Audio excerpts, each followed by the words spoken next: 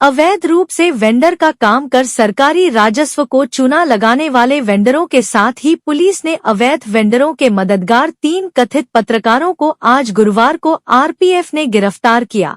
यह कथित पत्रकार पकड़े गए अवैध वेंडरों को जबरिया छुड़ाने का प्रयास कर रहे थे। रेलवे सुरक्षा बल ने अवैध वेंडरों तथा इनके मददगार कथित पत्रकारों के खिलाफ सरकारी कार्य में बाधा डालने व रेलवे एक्ट की धाराओं के तहत भी रिपोर्ट दर्ज की है। पुलिस सूत्रों की मानी जाए तो काफी समय से आरपीएफ को सूचना मिल रही थी कि स्टेशन परिसर के आसपास अवैध वेंडर सक्रिय है। इनके चलते राजस्व का नुकसान भी होता है और ट्रेन यात्रियों के लिए सुरक्षा का खतरा बना रहता है। अवैध वेंडरों के होने की सटीक सूचना पर बुधवार को रेलवे सुरक्षा बल के सहायक उप निरीक्षक सुशील बाबू दोहरे, हेड कांस्टेबल गौतम चौधरी और कांस्टेबल रमेश नाविक झकरकटी आउटर पर अवैध वेंडरों की धरपकड़ के लिए पहुंचे। इस दौरान गाड़ी संख्या 18,203 में बाहर से जनरल कोच में 03 अवैध वेंडरों को पानी बेचते हुए इस टीम ने पकड़ा। टीम इन तीनों अवैध वेंडरों को पकड़कर थाने ले जा रहे थे।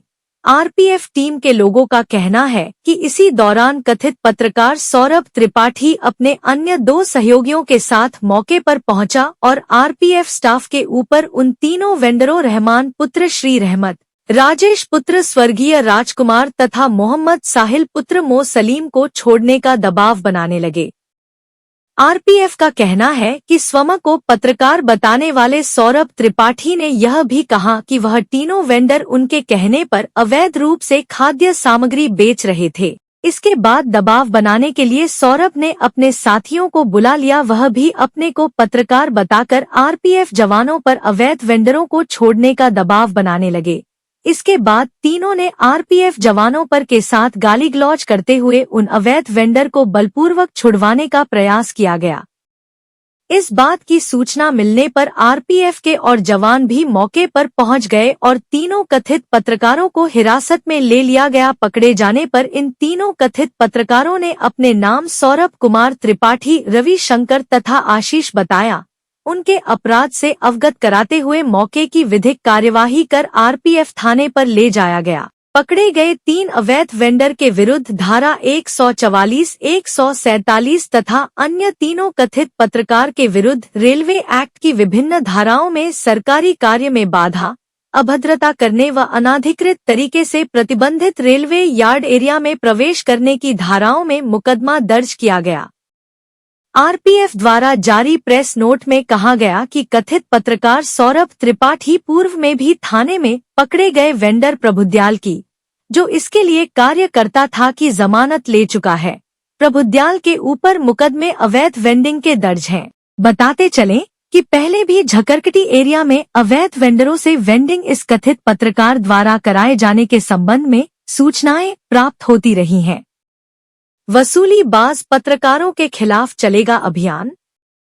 कानपुर प्रेस क्लब के महामंत्री शैलेश अवस्थी ने कहा कि ऐसे वसूलीबाज कथित पत्रकारों से कानपुर प्रेस क्लब का कोई मतलब नहीं है।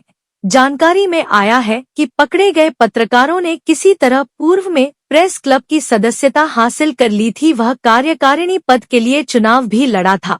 इसे प्रेस क्लब से निष्कासित कर दिया गया है।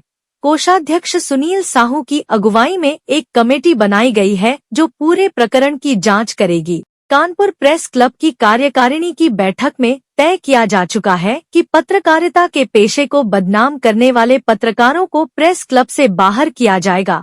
ऐसे पत्रकारों की सूची तैयार की जा रही है जिनके खिलाफ वसूली, लूट अथवा हत्या के प्रयास जैसी गंभीर धाराओं में मुकदमे दर्ज हैं।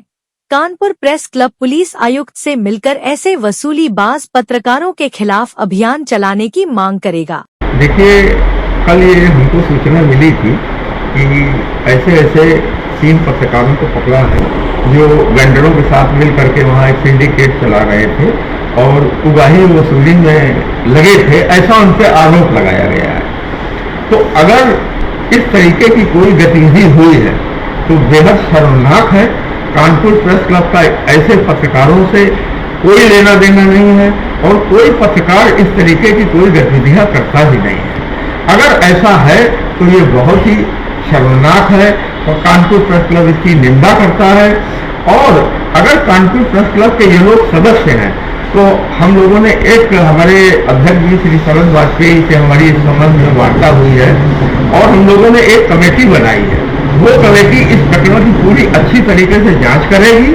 जांच करके जो भी आगे की कार्रवाई होगी वो की जाएगी।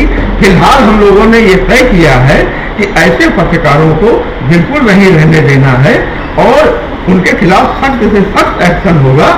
और हमारे जो भी मेंबर बन गए हैं पूर्व में, जो भी इस तरीके के किसी भी तरीके से कैसे भी मेंबर बने हैं, तो हम लोगों का उनका छटनी का काम जारी है और ऐसे कोई भी सदस्य को हम लोग अपने कानपुर प्रेस क्लब की सदस्यता न कमी नहीं देंगे और उनको निष्कासित करेंगे।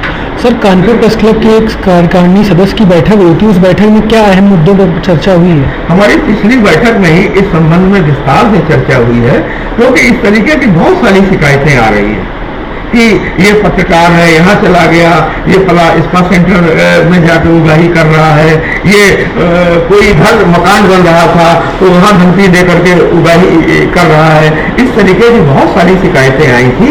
हम लोगों की एक अनुशासन समिति भी बनी है, इन सब मामलों की जांच कर रही है, ऐसे सदस्यों की भी जांच कर रही है और ये कार्यकारिणी ने निर्णय लिया है ऐसे सभी सदस्यों की एक सूची बना करके हम लोग उनको प्रेस क्लब से निष्कासित करेंगे और वो सूची चस्पा कर देंगे और जिला प्रशासन को, पुलिस प्रशासन को भी वो सूची पहुंचा देंगे ताकि उन पर कठोर कार्रवाई हो सके और कानपुर की पत्रकारिता और प्रेस क्लब की कोई भी इस तरीके का धब्बा लेना बर्दाश्त नहीं करेंगे। सर, कानपुर प्रेस क्लब कल कमिश्नर में ज्ञापन देने जा रहा है, क्या है उस ज्ञापन में और क्या है पूरे में? देखिए, इस संबंध में पुलिस कमिश्नर से हम लोगों की पहले भी बातचीत हो चुकी है। अभी 30 मार्च को हम लोग बैठे थे, आदरणीय अध्यक्ष जी भी थे साथ में, तो इस तरीके की वार्ता हुई है और कल हम लोग जा करके पुलिस कमिश्नर को एक ज्ञापन देंगे और इस तरीके के